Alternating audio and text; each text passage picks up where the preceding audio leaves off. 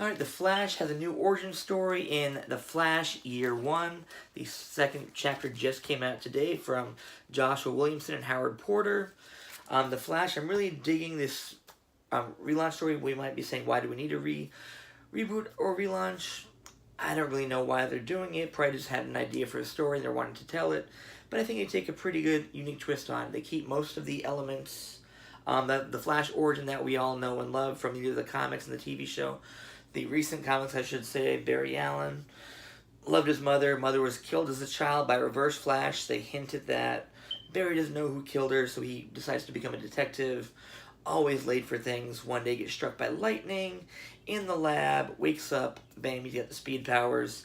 I like in this, in the first chapter, they establish more about him trying to figure out, test the powers are himself, and they make it a lot more like the comics have always been about. It's just him, and he's a smart guy. He figures out what he needs to do to improve himself, what he needs to do to get, he goes through so many pairs of running shoes. And then they do a nice twist in this, is that he ends up in the future encountering a far version of himself, which goes in the second part of the issue, where in the second part of the storyline, in the most recent one, this one, where the Turtle, the perennial lame, one of the lamest Flash villains ever, has has taken over, and then he has to deal with that now. And that's a nice twist onto this origin story that we've seen a bunch of times done before. The art by Howard Porter is what really got me into the issue. I remember seeing previews for this months ago, and I'm like, oh, when is this coming out?